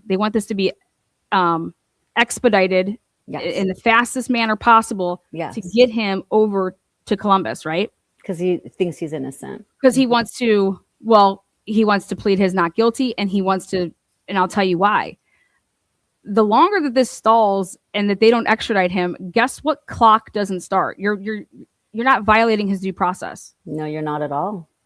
Okay. And they can continue to investigate you, and they will. They will. So let me explain that just a little bit further. That means, as everybody knows, I'm a very, very like, you need to do things by the book. Otherwise, I will point it out and tell you that I think that you're wrong. So a tactic here that I think Columbus police and the prosecutors are employing is, we want this to go to a grand jury. We don't want this to be a preliminary hearing. Yeah. Okay. So we need as much evidence as possible to present to a grand jury that we're going to seat. Okay. To then have this indictment. And I'm like, why is this taking so long? Why isn't this happening sooner? Like, come on, what's going on here? And I think that they want as much information and evidence that they can present to a grand jury to indict him through grand jury versus giving him a preliminary hearing. That's my take. And that why this is being, and I call it, they're stalling. That's why there's a hearing set for next Monday if he was not extradited by and within that time period. Do I think that he's still going to be in Illinois come Wednesday or come Monday for that hearing? I don't know now. Yesterday I said no, but I don't know now. I think in the beginning we were thinking he was going to be brought in like under 48 hours. I mean, you were talking about longest, shortest, all that. But see, the reason why there's a hearing set. Wait, can I finish one last thing? Yes. And the reason it really, I want to say that why I truly believe it, like I'd put all my chips on the whole stalling for this, is based on the chief's statements yesterday, which were about this preliminary report from the NIBIN. From NIBIN? Okay. And how she worded it is, you either want to use the term lead or hit. Mm-hmm. Hit. So, and I'm going to explain this because it's really, really important. She didn't say the word lead and she didn't say the word hit. She said the word link. And what I believe she used there in a public press conference that wasn't public, though, that I could physically be in. Public to some. Okay. But that she spoke out to the world, which she used the term link, L-I-N-K. And it's a really big key word there. She doesn't use the word lead, and lead means lead when it comes to NIBIN. Yeah, lead when it comes to NIBIN, and the word hit when it comes to NIBIN. Okay, a hit is when you have an expert and you do a physical examination plus with the expert, and you're saying this is a hit, and I would testify under oath. This expert saying that that's a hit, and that means that it matches the evidence. Yeah, ballistically. This is all about ballistics, guys. NIBIN is a ballistic database. Yeah, she didn't say we have a hit. Okay. Nor would I think that they would be to that stage, but hey, because they would have just, recovered and seized his weapons when they arrest on the 10th, Yes. So, but she also doesn't use the word lead, which is when you have you're basically everything minus the expert confirming the ballistics. So that would mean that you put it through and that the gun that he would have had matches with the fragments, shell casings, things like that. That's your lead. But and neither one of those were said. It was a link. And what I believe a link is that they recovered a gun that is a 9mm. And so it is a link to the crime scene, which a 9mm was used. Can I blow your mind a little bit more then? That's what I think, because they have a list of his firearms. But also, police, like we were talking about with databases, have more access. And when you're talking about NIBIN, what happens with NIBIN is if I have a suspect, so if I'm looking up Michael McKee, I go into NIBIN and I can put in his name and it'll pop up every single firearm that he has registered. So if he has his firearms registered, it's going to come up in NIBIN. So prior to me arresting him, prior to me doing anything, I will know how many firearms he has legally registered to him, the caliber, the make, all of that. And there could also be a preliminary link at that point before I even get my hands on his weapons. I think that was also her way, the chief's way of saying, giving us a little bit of info, but not a lot, because it is preliminary. It is way too early to call anything from NIBIN a hit or a lead. So I think that was amazing and really well done for her. Again, we thought it was one of the things me and you had up in the air early on was, are the marshals involved? And usually when we're talking about moving in extradition, you guys, for extradition, which is what we're dealing with, most of the time people will use marshals. Police agencies will use marshals. And why that is because they have more resources than most police departments do, even a big department like Columbus. And this is kind of what marshals do. And it's something like when you have the feds and the FBI come in to handle a murder, you are taking the resources that Columbus Police Department would use to go extradite him, to go get him, to put gas into their planes, to do this. You are now using that and the marshals do it. So it kind of takes the burden off of the city. So I believe, and I wish that the reporters, it was one of the questions I really wish, and if I was there, I would have asked it, if the marshals are involved. When they said yesterday in the presser that they're using independent agencies to bring him in to extradite him, do they mean the marshals? And Lana, I like your theory of why you think it's a stall tactic. I will tell you that when the marshals are involved, it is going to be, there's a little bit more that is involved with getting him back to Columbus. There's more paperwork involved because it's not going to cost as much, but it has to be detailed. It's kind of like a Con Air. So like if they do it through like a flight thing, or it's a 7-hour drive. You want it to be a Con Air so damn bad. I know. I keep saying Con Air and everyone's like, that's just the movies. Listen, it's a freaking Con Air. Okay. they are taking a convict on a plane. Okay, Con Air, whatever. Let's watch that tonight. Okay. Here, really quick, since we're talking about the NIBIN, or are you? Okay, can I finish? Yeah, I'd like to finish. So my theory about why they're taking their time, or what appears to be their time, is just that's just what happens when we're dealing with the marshals. Now, if it takes the full 30 days, which they have 30 days to extradite them legally, I will give you that. I like your theory. I just think it's how things are moving, because that's just how it is. And I believe that we're going to see some movement coming up in maybe 4 days. That's my new bet to you. Remember we were saying 48 hours? My new bet on camera to you is 4 days. Okay. And then I'll give it to you and I'll be like, totally. The whole purpose of what I'm trying to say, though, is that the prosecution is going to use every advantage that they can. And they're sitting there and they're like, listen, we want to put a grand jury together. So if we get him back here, as soon as he gets back here, he gets arraigned. And as soon as he's arraigned in front of that judge, okay, then the probable cause gets to be unsealed and we all get to see it, okay? But also that 10 days kicks in. And so remember what I've told you guys on this channel, the last thing that you ever want to do is waive your right to things. When you're waiving your right to things, you're only helping the government. I don't think they'll even do prelim. I think they're going to go straight grand jury. No, why would they do prelim? Well, that's what I'm trying to explain is that, first of all, you can sit a grand jury, and if they don't come back with it, you need evidence. Okay, you need stuff, and so I believe that they want as much as that they can to present to the grand jury because they do not want to go preliminary hearing.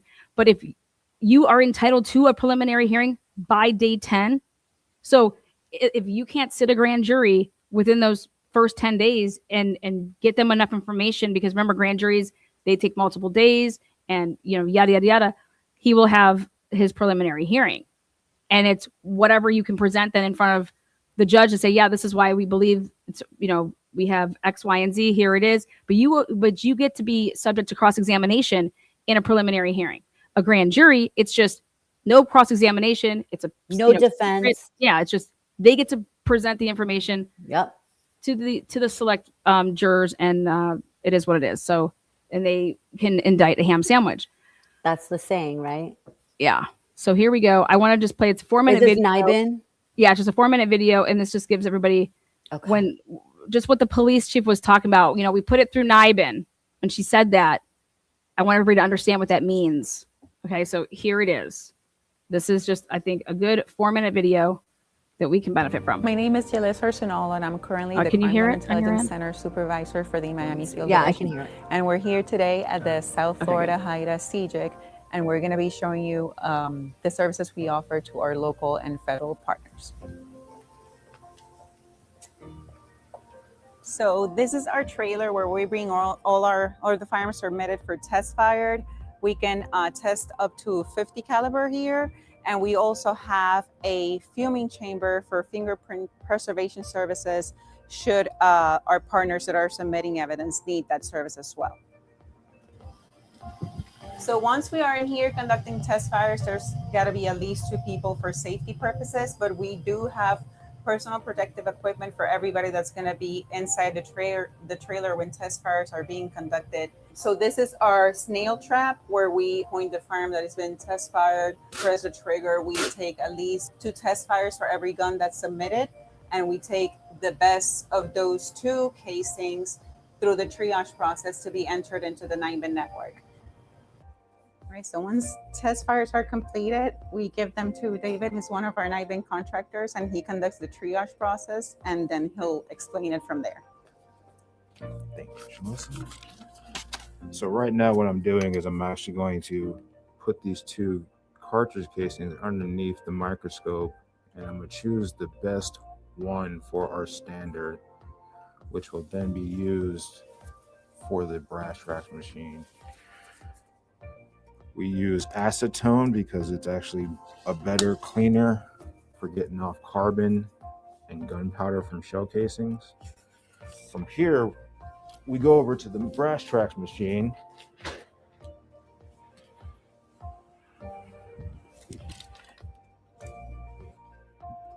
We take the holder, the cartridge case holder, And those markings that we indexed, we take the ejector mark and we put it at the 3 o'clock position.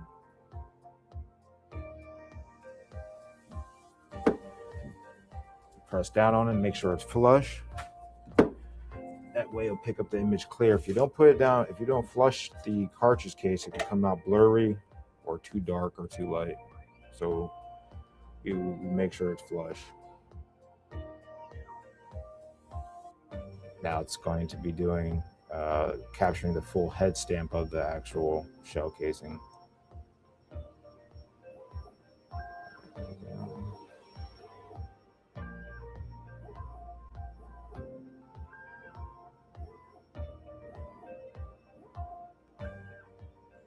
All the images came out clear. All right. And what we do is we hit save, and we're actually going to save and submit. So we'll save and submit this case, and that's it. Our very first lead, once we started, I think it was received maybe within the first week and a half of starting up the machine. It was a test fire of a firearm that was recovered in Aventura. It was a Glock that had a autoseer attached to it, and it had a drawn magazine as well. So they brought the firearm here, we test fire it, casings were entered into the NIBIN network, and it came back with a lead to a Miami Gardens PD case, which was an attempted homicide. So Miami Gardens Police Department, they were very excited when they received the lead notification. It was a target that they really were trying to perfect this investigation for court purposes. And when the lead was received, it was definitely one more piece of intelligence and evidence that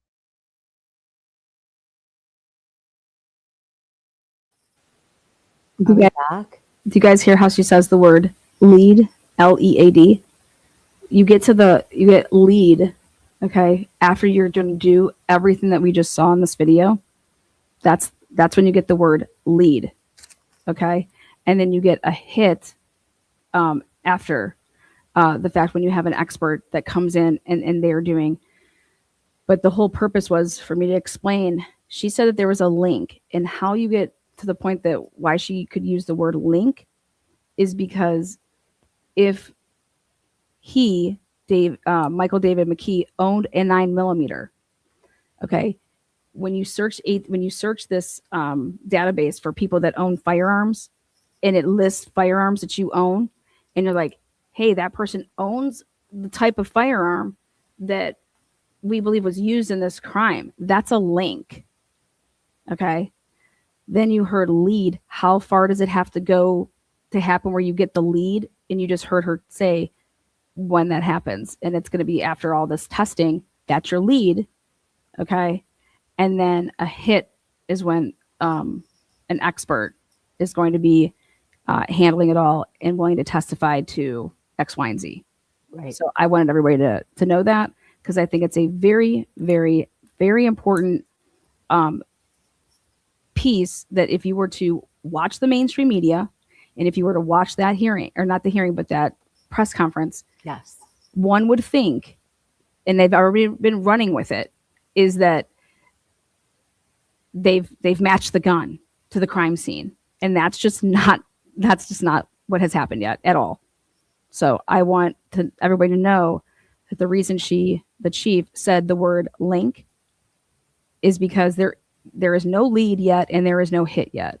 And so all you can say is that there's a link.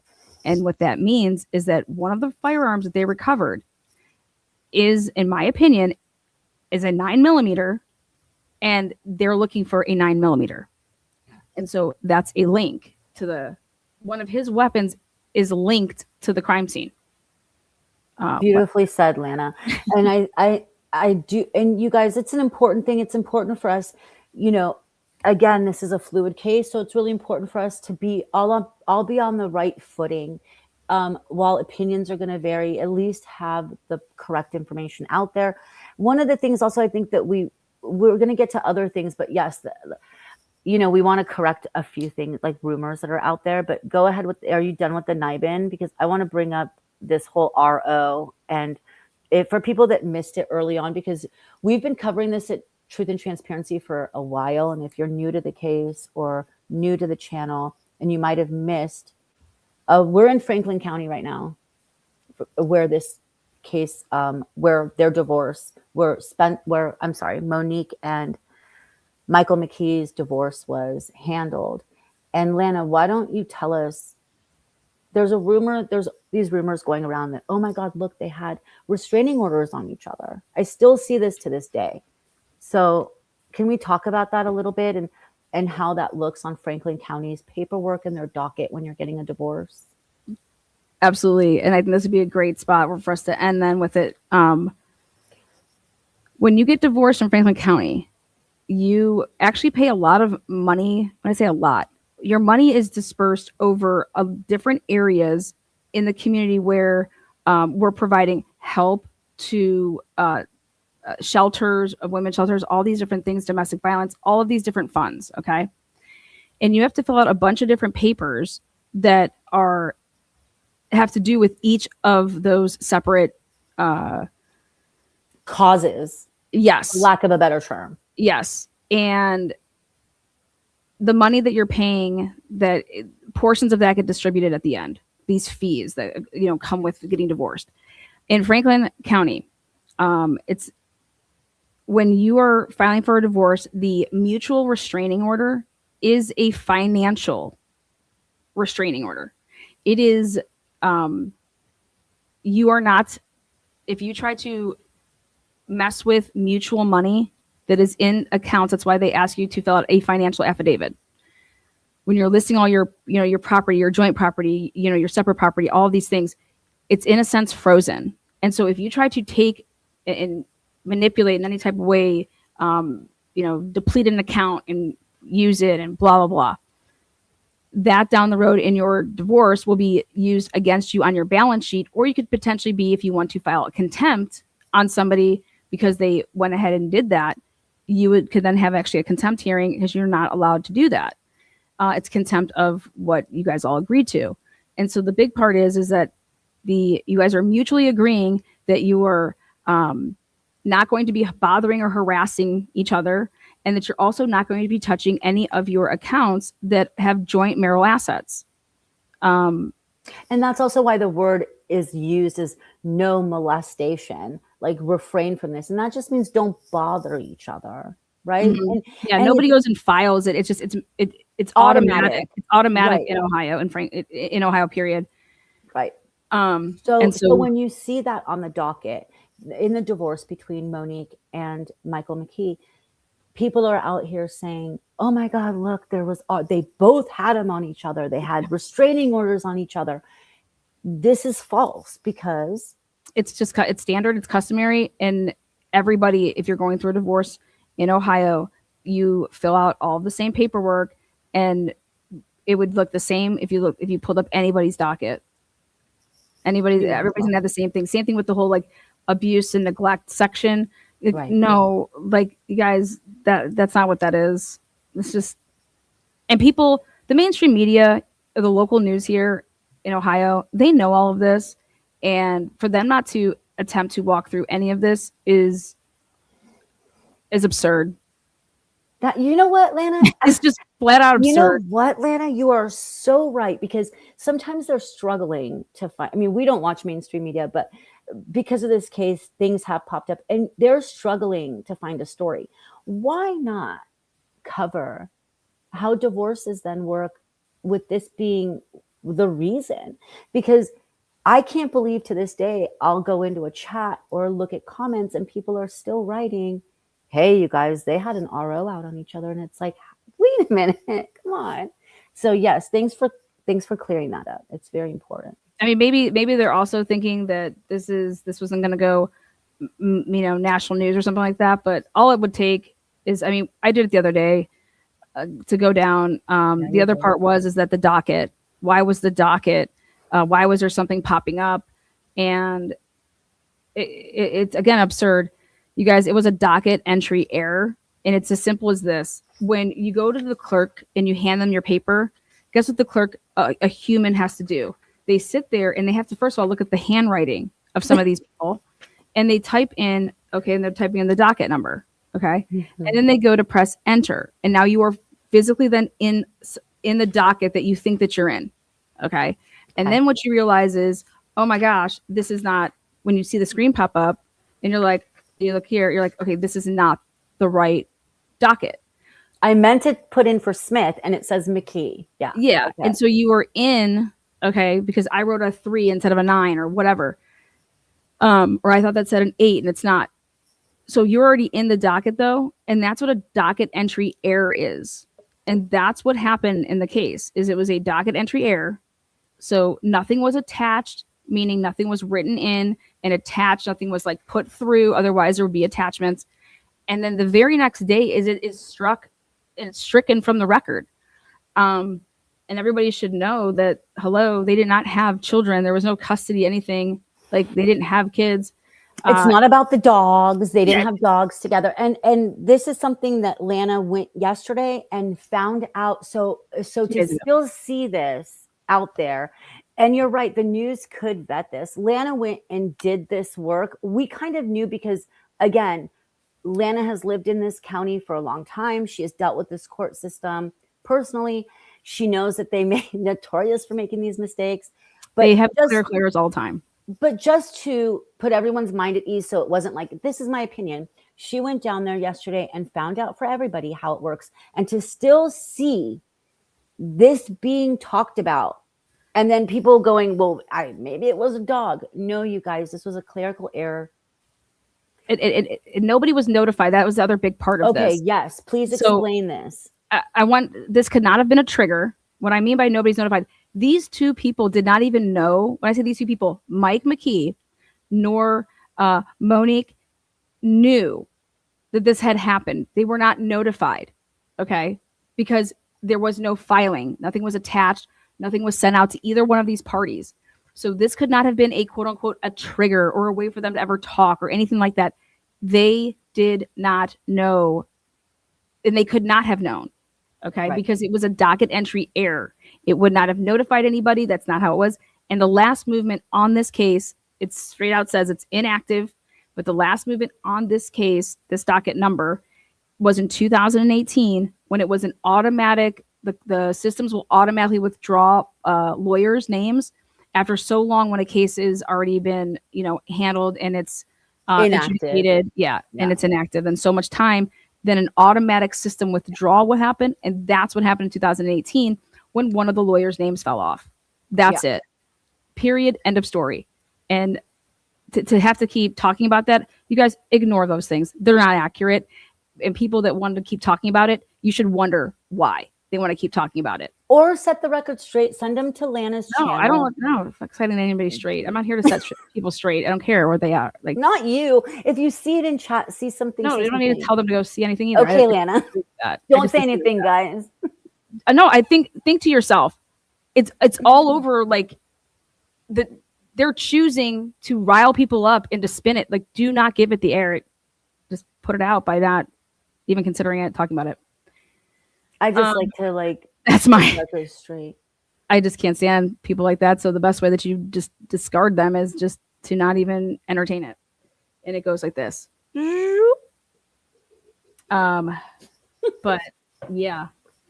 All right. So we're going to do another live here tomorrow morning because I want to dedicate an entire live to the May 2024 filing of the malpractice. Okay. And just get into the diabolical fallout from this. Like, I want to save all of that for its own special live.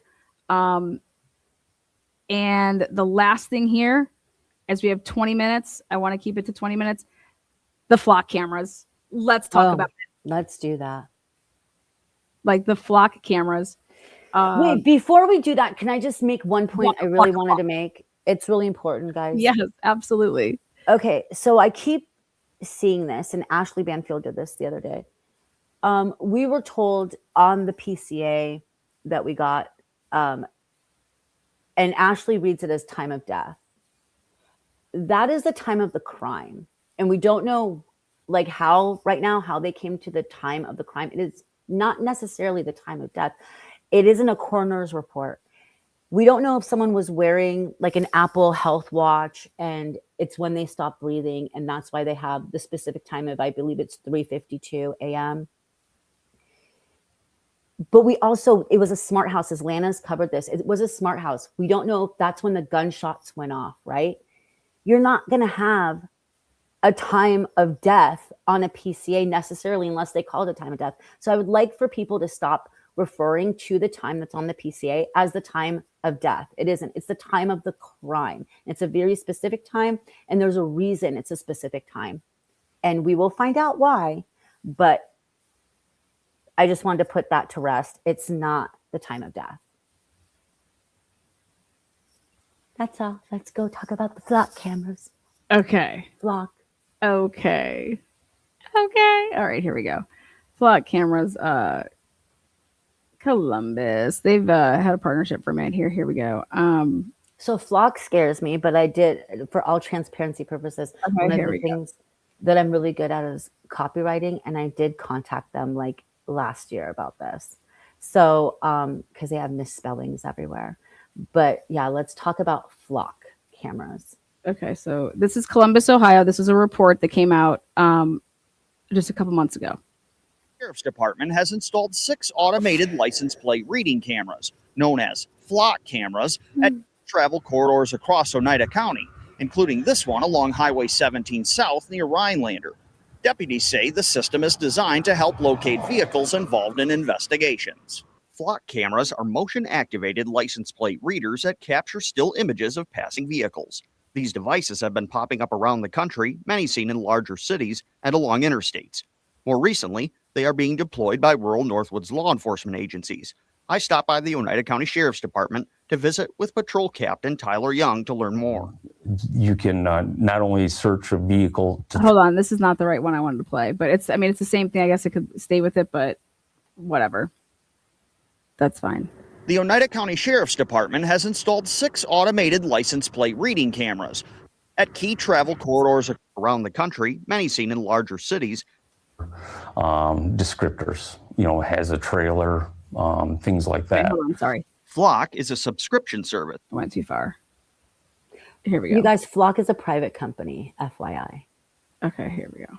You can not only search a vehicle to try to find a vehicle by its license plate now, but you can search by vehicle make, color, descriptors, has a trailer, things like that. All righty. This is exactly what I was saying about could they have the suspect walking back to a vehicle that has a make, hey, that looks like a, whatever make model. Can you pump that in, and would then it spit out in that specified time period different vehicles that have that make and model that have hit the flock cameras in the area?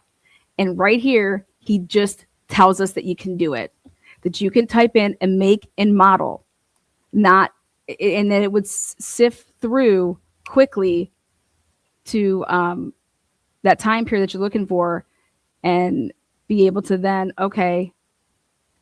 Flock is a subscription service with encrypted photos sent to secure servers and accessed by the subscribing agency. The Oneida County Sheriff's Department says the system has already assisted with a number of cases, including stolen vehicles, child abductions, and silver alerts, helping deputies respond more efficiently. People with dementia go for a car ride, get lost, and we're able to use these cameras of finding, where when they last pass cameras, and then we can put officers in positions to intercept vehicles like that. The department says there are integral safeguards and oversight to ensure proper use. For a deputy to utilize the flock service, they have to associate any search they do with a case number that's active. You can't just say, hey, I'm going to look for my brother's vehicle. Okay, so going back to I'm a big person of our rights, okay? I said, what do you have to do in order to use these? Do you need search warrants? Do you need what type of probable cause do you need to just go into them and blah blah? Well, right here, he says that you have to have a case number already like listed. So you better put in the case number and that you want this to be, documented here that you're doing this. All right. So there you go. This is just my opinion. I just want to say something. This is just my opinion, you guys. I don't have facts to back this up. In my opinion, this is still the Wild West when it comes to flock cameras. And I think there are workarounds, and there's not enough case law. And there will be case law for it because it's very intrusive, in my opinion. But I think there's workarounds where you might not need a case number, but sure. And us running license plates. There are restrictions. You can't just do it willy-nilly. You have to have a case that associates with your search. The department says the cameras are intended as an investigation aid and as a safety resource for the community, with data retained only as long as required by state laws. I asked Captain Young 31 days here in Columbus, in Ohio. How they weigh the pros and cons of increased public surveillance. I think it would be pretty naive of somebody nowadays to walk through a store or an area and not knowing that you're always on surveillance, because that's fact. I think it's a tool that protects. He's like, dude, you go out in public, just understand that you are being surveyed, and that's just a fact. And I'm like, These also have the ability for facial recognition. This Yeah, is something that isn't talked about enough. Yeah, we're gonna talk about that here in a second with this second little clip. This is pretty intense. Society doesn't hinder society. The Oneida County Sheriff's Department says the flock system has already assisted in several local investigations and will continue to be evaluated as part of the department's overall public safety strategy. Okay, so now here is this next little tidbit, this little, because hey, people don't even know what flock is, and this is a way to educate us. Okay, there was a flock camera, compliant. multiple flock cameras in that area. Okay, so were flock cameras used in this case? All right, so I want to show you the next little tidbit I have, and then we will talk about how we personally feel about Waka Flocka Baby. You make it sound so cute, like it's so cute. Yeah. So there was okay. So here we go. Yeah, play it. Drop that beat. Cameras. I shared this information with. Okay, so here it is. A few weeks ago, using a commercial search engine, I very easily found the administration interfaces for dozens of flock safety cameras. I shared this information with 404 Media, and with John Gaines' help, that number quickly grew to nearly 70. None of the data or video footage was encrypted. There was no username or password required. These were all completely public-facing for the world to see, and some of them still are. You don't have to be an expert to find and gain access to this. You don't even have to type anything in to see every single person, vehicle, and activity that took place in these locations in the last 31 days. Whether you wanted to watch this footage live in real time or look at footage from a month ago, you could just point and click your way to it like you were watching Netflix. You could even open up the live streams in VLC or cast it to a television. Making any modification to the cameras is illegal, so I didn't do this, but I had the ability to delete any of the video footage or evidence by simply pressing a button. I could see the paths where all of the evidence files were located on the file system, and I could see their hashes and signatures. Okay, so just really quick, I've been big on saying, how did whoever killed them, were they monitoring them? Were they able to survey them? How were they keeping tabs? The intel that was needed. How do you get into the house? How do you know they're going to be alone and not have friends there or family there or that they're even going to be home, right?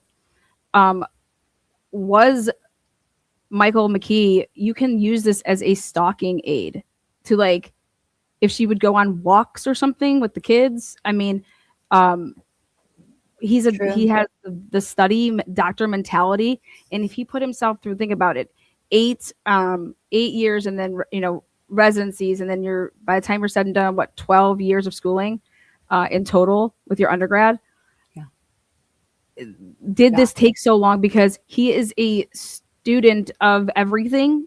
And did he try to commit this perfect murder? And he was like, yeah, this could take me as long as I feel it needs, and then voila. So I was like, okay, wow. Were flock cameras used by the police to help solve this, but also were they used by him? And when I saw this video, I was like, holy shit. This was just like how tech savvy Yeah. was he? Yeah. The devices we saw were the familiar looking Falcon cameras that you see all over the country, but the majority of these were Flock's new Condor cameras, which are designed to detect and track people. They're PTZ cameras, meaning pan, tilt, zoom, and they quite literally use AI to zoom in and follow you around whether you're a person of interest or not. In just the time that it took to count and verify these vulnerabilities, I saw a family in North Carolina load their infant and a bunch of merchandise in a Lowe's parking lot. And I suppose one could cross-reference their license plate with the Park Mobile data breach and find out exactly where the garage is that will store these new fancy tools. I watched. Damn, right? Like right there. Okay.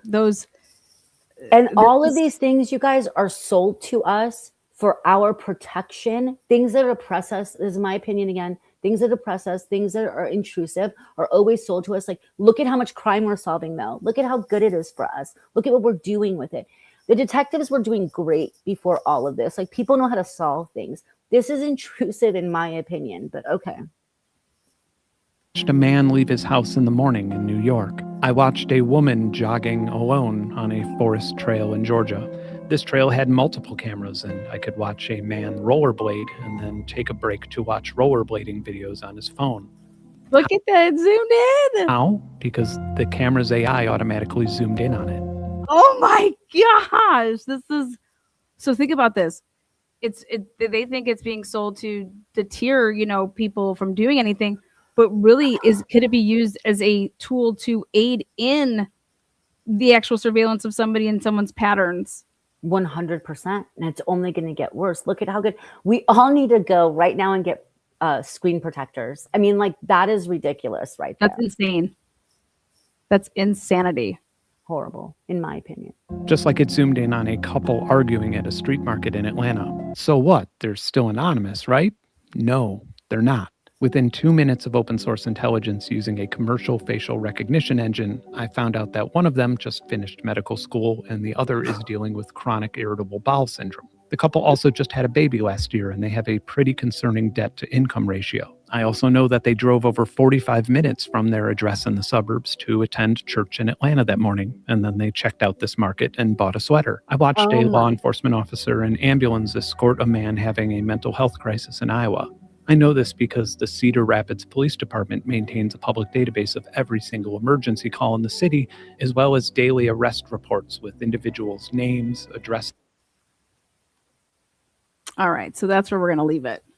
Oh my God, you guys. Like, that is the most depressing. Can we say something like happy? I mean, that is horrifying to me. So no, like, that is, you guys, like, again, everything is sold to us for our protection. This whole thing of Big Brother, the New World Order, if you guys know, you know, like, it's always sold to us as it's something that will help us. And that's our detriment, is believing that, like, God. And again, I believe this is the wild, wild west. There are things they say they can do. They need cases. No way. No way do they. No way do they. There's workarounds to these things. And while it's saving things and while it's saving, and it could have helped with this case, I think they still could have. If this was used to get Michael McKee, I think we still could have gotten to Michael McKee without Flock. But this is scary. That's why I'm happy. Well, I'm really interested to hear about more of the just for the record, you can FOIA and PPR Flock. That's the whole reason why I reached out to Flock to begin with, is because you can.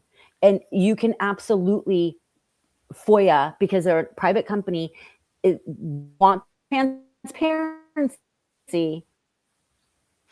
And not just them, so you're supposed to be able to FOIA all of these private companies for their information. Yeah, absolutely. So hopefully this live this morning, thank you, Bella, for joining me. Hopefully this went, absolutely. Duh. Hopefully this just basically broke down, hey, in a 2-hour window, here you go. We tried to stuff as much as we could that we thought got us to this point. Obviously, we're going to I talk think more we did about good. flock. We're going We to talk did more really about good, and congratulations on trending today. Ooh, trendy baby. For people who came in late, can you tell? So we're trending. TNT is trending, you guys, and that's like all due to Lana, the mods, the members, the subscribers. It's a team effort here, and you guys are amazing for being here. And always thanks freedom of to the press, mods. baby. Freedom of the press. Freedom of Yeah, speech. I think Doing we it the did right good way. so far on this case. I think we did a lot of valuable things that helped with this case a lot. So thanks for having me on. Thank Absolutely. you to the mods. We'll be back Thank at you, it tomorrow. Tomorrow we want to have another open live discussion here to talk about a little bit more of the flock cameras. But really, tomorrow's live is to dive into the medical malpractice, and basically, people are gonna start doing their digging, and it's like, what has Michael McKee been doing since 2017, since the divorce? Pining. And that's what we're gonna try to outline a little bit and to talk about. So thank you guys so much for joining us. Thank you, Lana. Rock, appreciate it. Much love to the mods as well. And you, mods. super chatters, thank you so much. Good vibes only. Cheers. Yuri's math, I love it. He turned 5 of you guys green. Sometimes you guys realize that you get a membership after the fact. I love it when people thank people in the comments. They're always like, oh my God, I got a membership. Don't know how that happened, but thanks, whoever gave it to me. It's a great gift. Yeah. Gail says domestic abuse is murder in slow motion. Yeah. McKee held hate for years after a split, psycho abuse. It changed me. 10 years so far for me. Y'all gals rock. Gail, I'm glad you got out of that. Yeah. Cheers to 10 years. Gail. Thank you for that. Jur 13. Thank you for the super sticker. Appreciate you. Scooter 5480. Beep beep coming through. Allie Tally gifted 5 Truth and Transparency memberships. Again, 5 of you guys turning. Allie's a big supporter. Thanks for doing that, Allie. And we're gonna take a drive over. We have to go. We're gonna go rent some Airbnbs. Let's go. We gotta go put our names in. You stay in one, I'll stay in one, and then we'll just like play. Like we'll get the walkie talkies. We're renting Airbnbs. So tonight, you guys can be a fly on the wall. Yeah, we want to. Yeah, watch us through the flock. We're gonna do some cameras. testing. We want to do some reenactments. We want to see what we got here. Can you guys watch us on the flocks? Check us out on the flocks. And then lastly, I'll be on live tonight with Kat Williams, Dana, and Dr. Spirko. So I think is it going to be on Dr. Spirko or joining us? I think it's going to be on Kat Williams' channel. Okay. But I think we actually all might be multi-streaming it. So tonight, if you want to hear for the first time ever the recorded interview that Dr. Katie Spirko did on the premises of Janet Britt, the Jennifer Nichols does not think it exists tonight. Woo! She's going to find out for the first time that recording exists, and holy shit, is it going to be some tea. So if you guys have been following any of the Holly Bobo case back into the limelight with we do believe that Zachary Adams was 1000% wrongfully convicted, and the amount of corruption that took place in that Tennessee courtroom leading up to and during that trial is absolutely it's criminal. Those people need to go to prison. But at the end of the day, he needs to come home, and other people that did not do it. And they were put in horrible situations. So join us tonight with that. Thank you guys so much. We'll see you on the next one. Thank you guys. Thanks, Lana. Bye. Thank you.